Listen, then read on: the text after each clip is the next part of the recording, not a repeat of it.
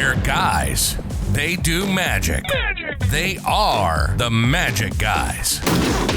What's up, guys? Jason Ma, the magician, and Josh Norbido.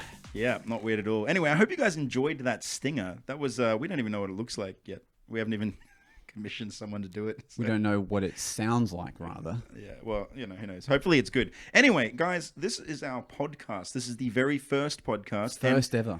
Truthfully, we're going to be like a couple of infants learning how to walk with this whole thing because Probably interrupting each other as well at some point. Yeah. Because we can't help it. Yeah. You know, Yeah. but Jeez. more importantly, look at this sign. We thought, you know, we want to be legit from ep number 1, so quick trip to Officeworks. And then we quick trip. paid a street artist to make the... Okay, I did it. I drew it. Yeah, but who knows? Maybe after 100 podcasts, this will be worth something. Doubtful. It's pretty cool. But anyway, look. Anyway, guys, today is the very first podcast, like we said before, and we wanted to talk about the year 2020. So, What a Josh, year. why don't you start us off? We have no idea what we're doing, by the way. We just knew that we wanted to create this kind of format, so we'll see how we go. But what I do find interesting about 2020 is that it was exactly 100 years ago when the other pandemic hit, you know, the Spanish flu. Really? So I wonder how the magicians dealt with that. Was that true? Is that actually true? It's 100% true. 1920 was when the Spanish flu hit and killed Wow. thousands of people.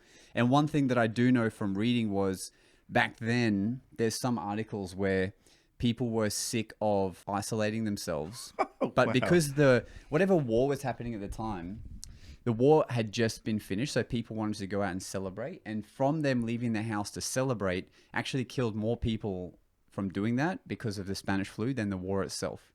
You know, I did not know We're that. getting deep fucking straight away in this podcast. That's, yeah, I was not ready for that. Did you have this pre-written before we... No, came I in? just know it. Okay, I great. just Yeah, know it. wow. Because that's really interesting. I Yeah. did not know that. And if you watch the movie Twilight, what's his name? Edward, the main vampire. Yeah, the real... He was turned into a vampire in 1920 or 1919 because of the Spanish flu. Wow. He was dying of the Spanish flu, so he's like, yeah. So Okay. there you go. So my point is, I wonder how magicians dealt with their careers like back then. You know, I because you feel... can't go and do I kind of gigs. feel like careers were different back then for magicians. Though, A little right? different. Like... Like, did Harry Houdini grow up during that Spanish flu, or was he before that? Harry Houdini. Yeah. I don't know. All I know is that he died. Not of the Spanish flu. Not of the Spanish flu. Of no, the he Spanish just died. punch. Anyway. He died. Yeah. It was the Spanish punch. Yeah. Some guy punched him in the stomach and he Yeah, had to... yeah. But back to this century. Anyway, yeah. 2020. Anyway, 2020. Look, here's the thing. This is my thoughts on the year 2020. And first of all, like, we're coming from different aspects of magic. So I do more corporate events where I'm going to an event. Jace is more self-sustained. I'm a street performer. Let's not beat around the bush here. I do a lot of outdoors events.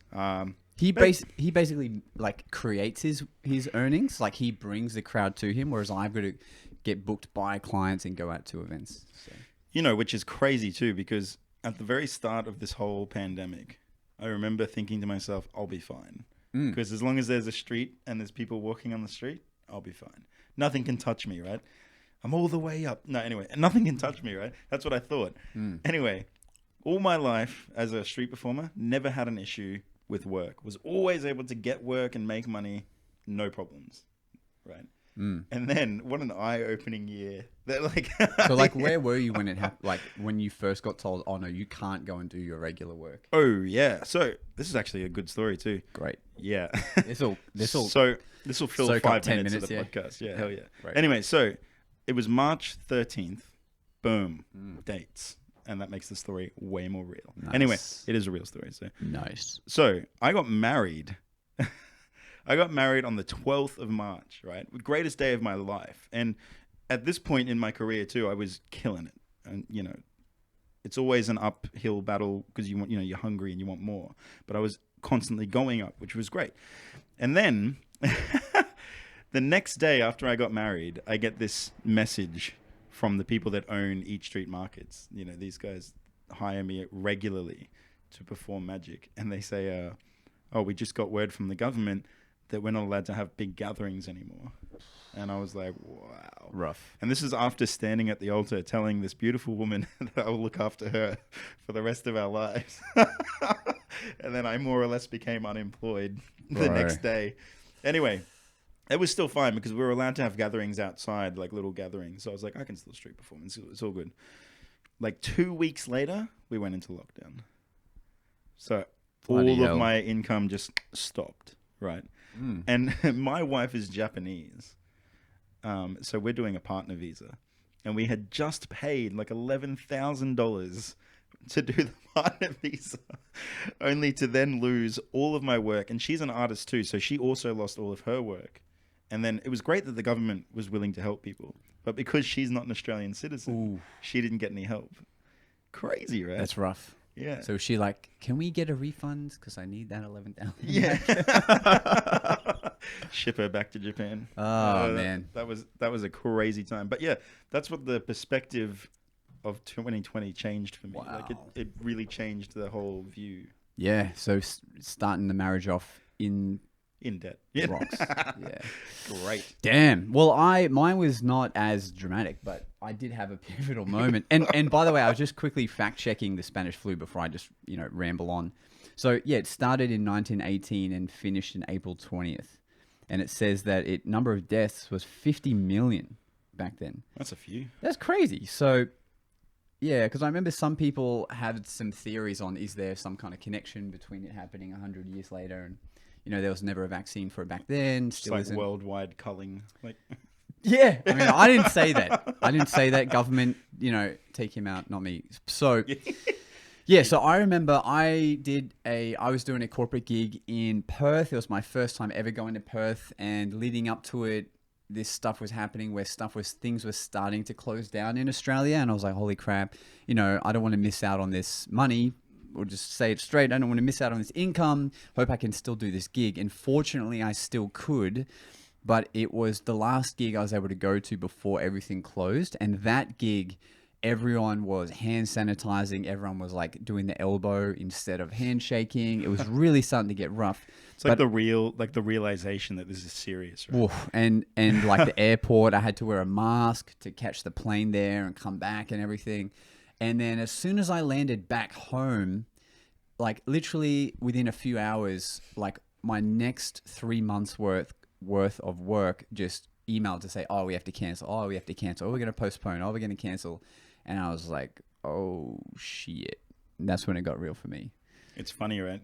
Yeah. Like, and then the worst part was, I think, is after like 4 months into it, it still didn't look like there was any end in sight. Yeah, like And that was in the very beginning, it kind of felt like it would just be a few weeks thing, right? It was like, yeah, this will blow over real quick.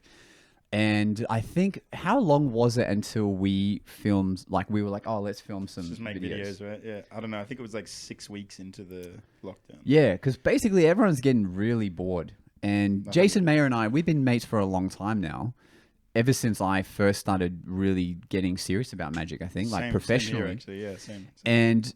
And we used to make videos back then, and then because we got so busy and doing well with our careers, we just, we'd always check in with each other, but we'd just be working.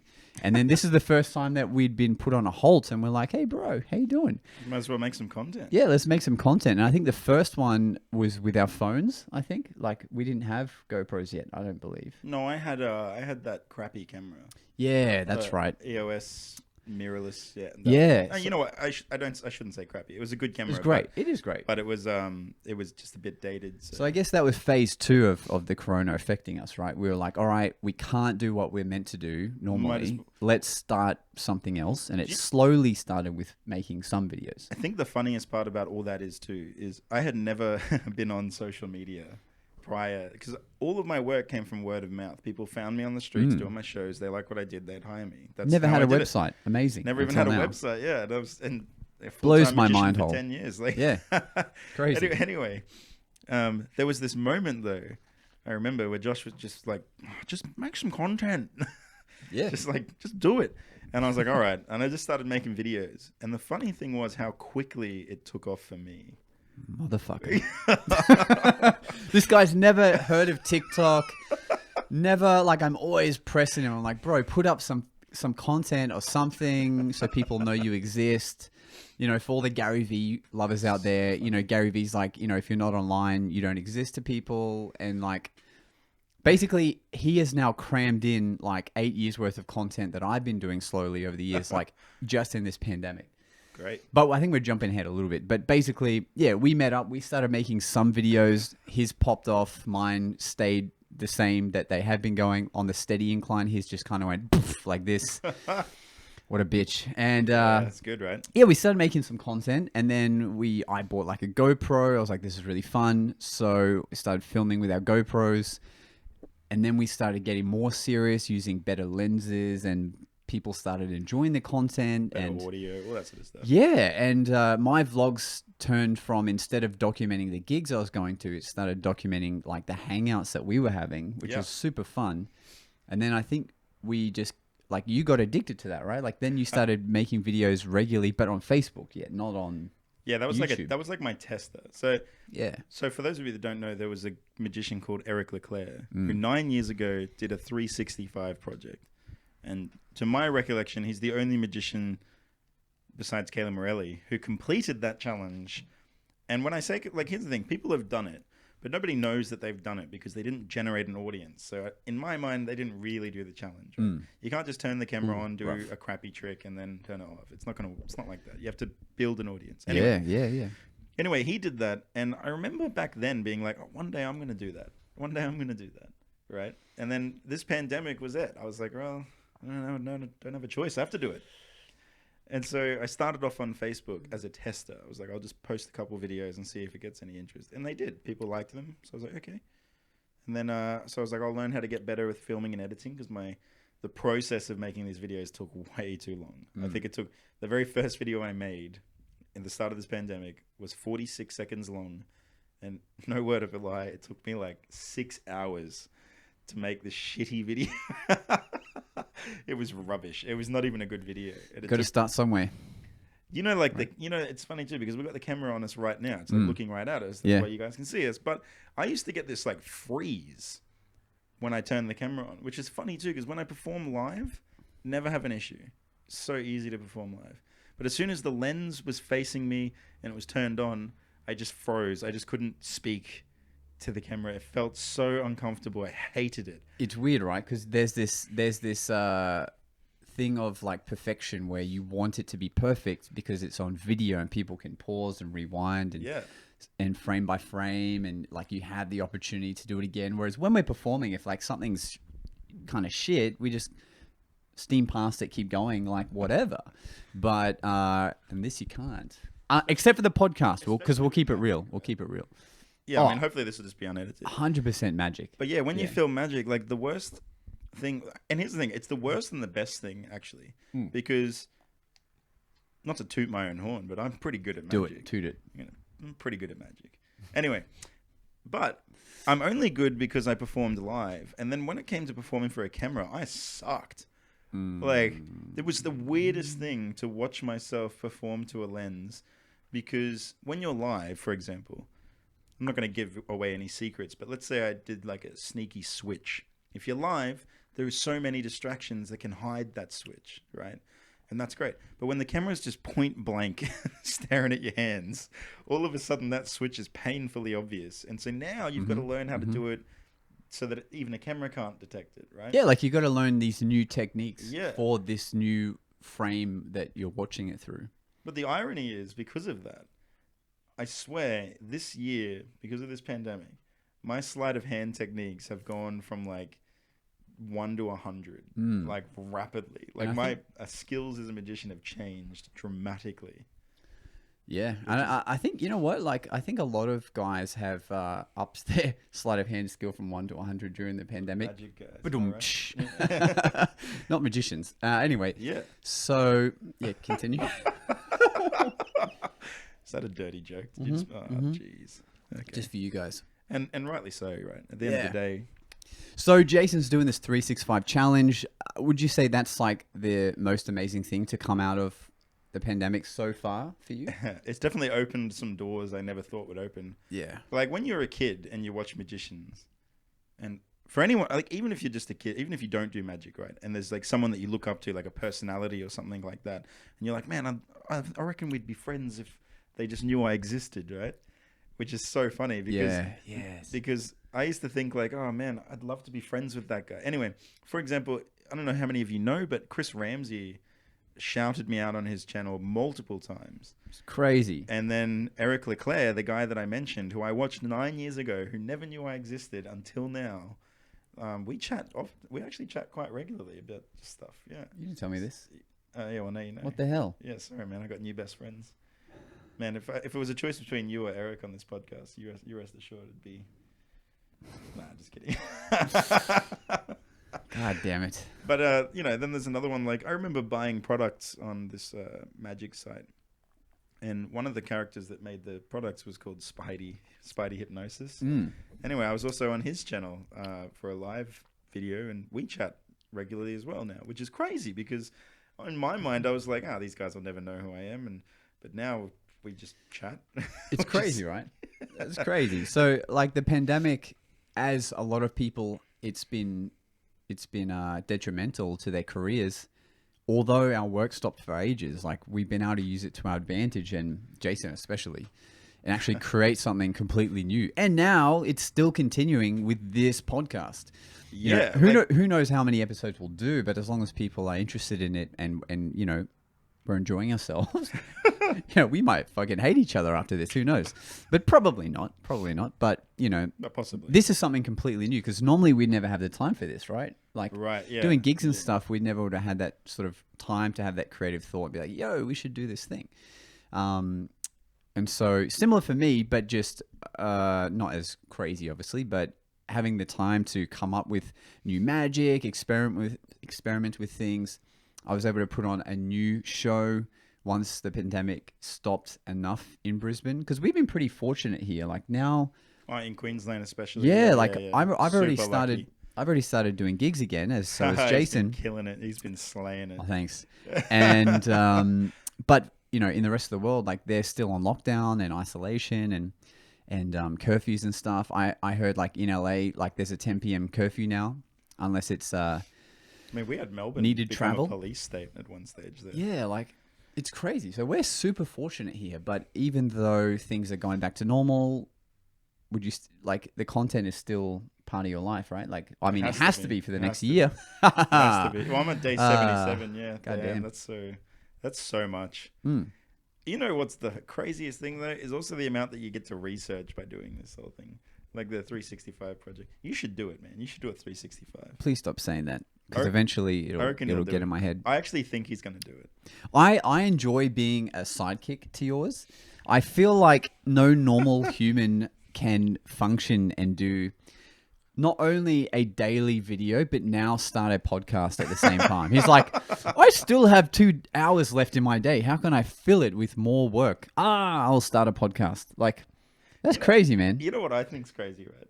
Is they always say like if you eat poorly, right, your mindset will be bad. Well, I eat like shit all the time. But look at me working a storm, Nice. Yeah, like it amazes me how much content you're able to pump out. It's amazing. And you must be the first person to do the 365 challenge with such like quality every day. Surely. I don't know. I've looked back, yeah. I think so, right? I can't find another challenge that puts that much effort into it. Yeah. Right? Yeah. The one thing I didn't want, like I wanted this to be a daily video, right? But I didn't want it to just be like, I don't know how to explain it. You see people, they just do the trick and then they piss off, and it's so boring. And it's like just on their hands too. Yeah, it's like so disingenuous, right? But I wanted to kind of like share a journey, right? Because this challenge is fucking hard. Oh, and there are days. I agree. There was a point where I had both my eyes because I hadn't slept properly. You can see in the videos my 2 eyes are swollen red, and Josh was like, later on afterwards, I was like, "What do you think of this video?" And he's like, "Oh, it looks much better and healthier to watch now that your eyes don't look like shit." Man. I think your body had to do some adjusting. It's like, all right, you're going to keep doing this thing. Yeah, we gotta up our game here. Do you know what that was from though? Drugs. Cocaine. No. So, all right, get this. So Josh is like, "Oh, bro, I bought this new microphone. Yeah. Let's go to the valley and film some magic." So I was like, "Yeah, let's do that. That'll be great for one of the days of the videos." That's a funny story too. Yeah. So we go to the valley and we film for like 4 hours. All right. Yeah. Which is awesome. We got some great footage. Because, by the way, what this microphone does is allows you to record audio wirelessly. So we would have this lapel clip on, Yeah. and no matter how far away we have to be to film the street magic, you'll always be crisp and clear because the valley is super loud and noisy because it's people drinking and partying and whatever. Anyway, so we get home at like 12 o'clock. We get home and I was like, great, I can't wait to check out this footage and listen to the crisp audio. The first video I put on is silent. And then we look at the camera. This motherfucker didn't even plug the microphone in. We didn't at any point just look up a little bit higher than the view screen to see that the plug wasn't in. So then we had to go So then we had to go back to the valley and we filmed again, and then we got back home at like 2 o'clock. And you have to understand, I post my videos every day at 6:30 a.m.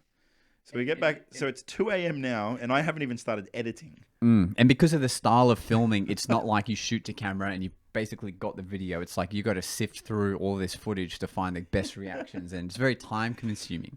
So I finally published this video. I finished that video at 4:30 a.m. And the worst part was too is that I had to get up the next day. I had to go and do some shows. And then I had to start that at like 10 a.m. So I go to bed at 4:30 after having the video scheduled to post at 6:30. It posts. I wake up just a few hours later. I go and do my shows, and then I come home and I have to make another video before I can go back to sleep, right? And because I didn't finish my work until like 4 that day, I came home and I didn't get to go to bed again until like 2 in the morning. And that's when my eyes got really fucked up. See, that's what I'm talking about. Like, that sounds so crazy to me. And it never ends. And yet you're like, I'm going to start a podcast. Oh, let me start a Patreon, teaching magic. Let me collab with people. Like, God damn, man. Yes. Well, we only live once. Might as well do as much as we can while we can. This is true. This is very true. It's great work ethic. And because you've also been listening to Gary Vee now as well, right? And he's very much on the hustle. Do you know something else as well? When I suggested this podcast idea. This was something that I was like, me and Josh would be great doing a podcast. And this might be a total train wreck for episode 1, but who cares, right? You got to start somewhere. Anyway, when I suggested a podcast to you, I actually hadn't seen Gary Vee yet. I was like, I'll suggest it. And I messaged you. And then sure enough, all of a sudden, the Google picked up my podcast interest and started throwing Gary Vee in my face. Wow. Yeah, and I started watching and now I'm hooked. That guy's amazing. Gary Vee audio experience. He's good. Yeah, he's a beast. And that's why I started my vlogging like 2 years ago. Granted, mine's only like 1 a week, like a normal human. But that's why I started back then, because I wanted to just have some kind of consistent content going up. You know? Man, even Gary Vee does it daily. Dude, yeah, I know. He does like 60 pieces of content per day, which is... Dude, it's uncomfortable. I don't know how he does it. Unreal. It's not, and he's always just like, if you really want to be successful, you need to post 50 to 60 pieces of content a day. It's like, dude, we are not all you. Like, you are insane. But I love that, like, he's the CEO of his social media marketing company, and he is like annihilating it with his own brand. Like, he's actually doing the thing that he sells, for his company, VaynerMedia. Well, he's no pussy, that's for sure. He just makes it happen. And you know what I really enjoyed watching too is he does the garage sale thing where he goes, Trash Talk is the best. It's so clever. It's just, I love Trash Talk. Hey, 24 minutes we've been going for so far. How do you guys feel? You enjoying Not bad. Are you still even here? Like, if you're here still, comment something below. I don't know. What could they comment? They could comment, we're still here at the point where you said, are you still here? Okay. Yeah, Thanks, do that. guys. Appreciate That'd be it. really interesting. Oh, boy. So, yeah, pandemic, what looked like a curse turned into a blessing.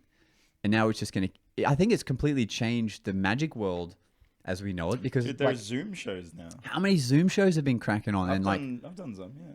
And yeah, I did, I only did one. But now that's a thing. Like that's a genre of magic. Zoom Yeah, I magic. was actually going to try and make like a good old fashioned promo reel for Zoom Magic. Yeah, like and I think that's going to stay too. I don't agree. think that's going away. and already like some friends of ours that do really great magic, like Adam have Axford. trends. Yeah, Adam Axford, great example. They now are doing like proper big clients, you know, but they can do these shows all around the world from their own home. Like that is actually a really great notion that you can be a performer now and not have to spend so much time traveling. Not have to leave your house. Like if you can give the same great experience but from your own home, like would you do that, or would you still want to be in real life when you could do 3 countries in one day? That's good. That's a nice. It's pretty good, Yeah, because right? I performed for someone in the Philippines on this Zoom show. It was great. Yeah. Great. You know what's so funny too, right? I did the invisible deck, obviously, and I left the jokers in it. So I had 3 cards facing the wrong way. Nice. Brilliant. You're like, that was just a joke. Good content. Yeah, just joking. So funny. And then you've got people like Justin Willman who really capitalized on it with this Magic for Humans series on Netflix. That dude did some Zoom shows, and I forget the numbers now, but it worked out to be like he's making like 10 grand a Zoom show because he was able to have like 1,000 people All tune in on to his watch them. Zoom show, and he was pumping them out every day. That's crazy. Insane. And selling out too. Like, it's now a new genre of Eric magic. Jones started doing it too now, which is also crazy. Any good? It's all right. He turns a card into a watch. It's pretty dope.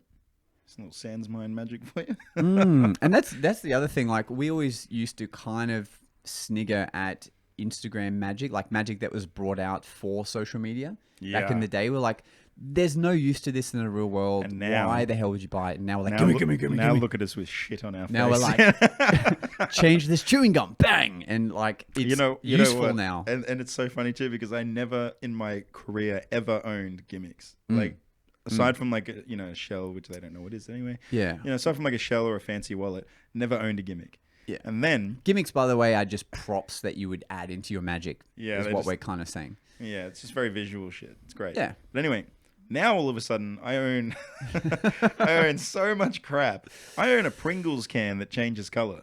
Dude, Do you? that's the most expensive Pringles can you've ever had, I reckon. $60 that Pringles can cost. God, $60. man. You know what the worst part is too? This is because I'm not a creator of magic at all, and neither is Josh. So when you buy these, Thanks when for you just- buy these tricks, well, because like we create routines and we do magic, like, whatever. Let's not toot our own horns here. We suck, but Yeah. But these people create magic, and for the most part, it looks brilliant. A lot of the stuff they come up with looks really, really good, and then you buy it because you're like, that's amazing. I don't mind paying $60, and then you get it. And you realize that it's like, I could have made this for like $1. Yeah.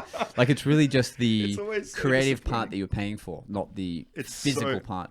So bad. Oh boy. But yeah, Instagram magic's here to stay now because now it's its own form. It's own subset, right? And what else has the pandemic created? Like, I think it's just really giving people a perspective. yeah. Like, don't get me wrong, there are some people that are going through some real hardships with it, and that sucks. Do you know what the funny? It's not funny. You know what the crazy thing is about the pandemic, though? Underpants? I have never seen it, if that makes sense. Same. So like, I don't know anyone who's been affected by it. Yeah. I haven't seen people with it. I haven't even it's not even been a thought in my head. Like when I'm out and someone coughs, I'm like, Yeah. Like, granted, we're not like educated enough to like have full opinions on this, Yeah, but exactly. I agree. Like, Yeah. I haven't seen any pandemic with my own eyes, except for the toilet paper all running out. That was that was weird and crazy. But that was funny. You know, I enjoyed that. It was like a bad reality TV show. People running in to get the toilet paper. yeah, and like, yeah, I think I made a joke at the time because there is a routine that magicians, and I have done this before. You do a magic segment on stage using a toilet paper, and I was like, well, that just went up in value to have you doing that on stage because you're using a very high valued prop, Very hot item, if you will. very hot. That's right. Shit hot, they would say. Oh boy. Shit. Oh boy. Yeah. So, but your gigs are about to start up again, like your regular clients that you had 4th before. of December is when I kick off. Oh, you just dated this podcast. Oh yeah, I did too. Oh boy! But I you guess don't we're know what posting this year we're soon. talking about. Yeah, we're talking about 2020. We've been very clear about that. No, that's true. That's true. All right, well, guys. Anyway, the important thing is to remember from all of this Very important. with 2020 is that, for me at least, no one's untouchable. Yeah, that's true. David Copperfield, Penn and Teller, they've all had to stop their shows. Yeah, but I think like it's okay when you're rich. That's true. Doesn't David Copperfield own an island though? Copperfield Islands, yeah, or Copper Bay Islands. And so for me, if I owned an island and had like, 130 million in the bank, Well, he's the first billionaire magician. First magician well, I billionaire. probably wouldn't be that stressed. That's true. You But know, his work ethic. His work ethic is like what you're starting. He's like always more, always improving. But that's the other beauty is people now are forced to relax, see their family, like take in, appreciate what they do have. And for magicians, we've like been able to create and do new stuff.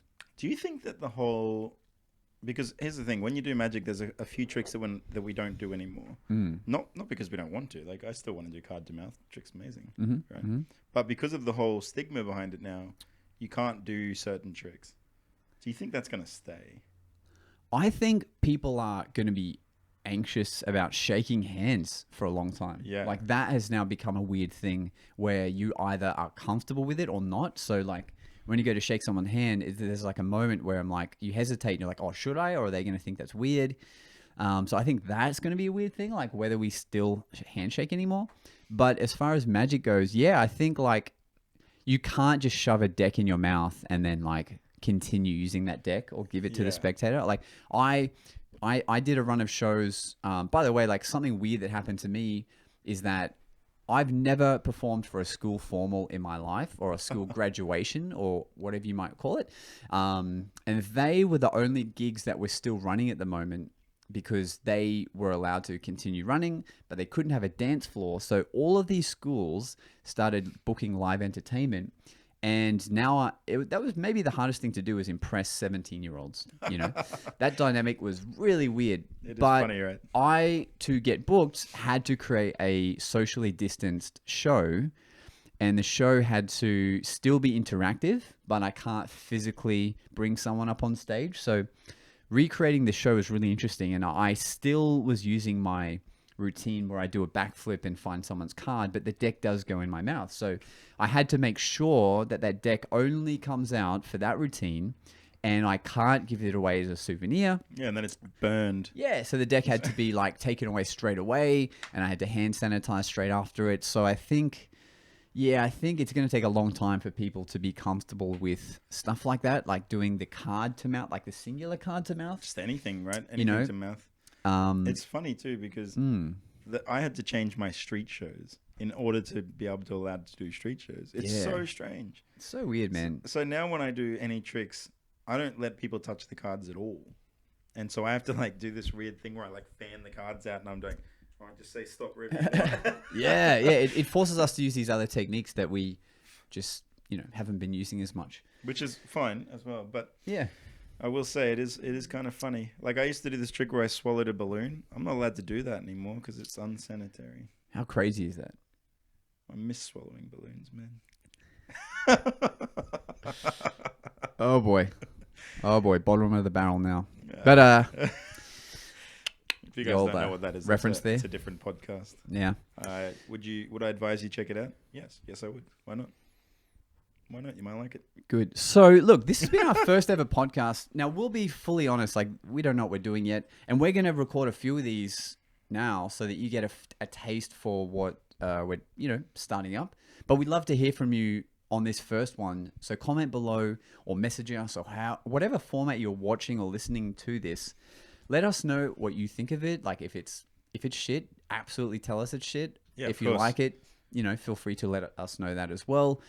It's just an excuse for us to hang out, really, because like we would have this same conversation without you, but we thought we'd include you, in the conversation. So let us know if you like it. And I feel like we might wrap up this podcast now. What do you reckon? Okay, well, you're in charge, so I'm just following you.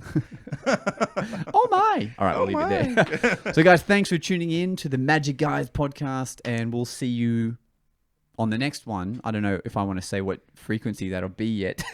It'll be next week. Okay. We're doing it once a week. We'll see you next week for the Magic Guys podcast. Oh, we're committed now. Peace. See you later. Thanks for listening. It's time for us to disappear now. But we'll see you again on the next episode of The Magic Guys.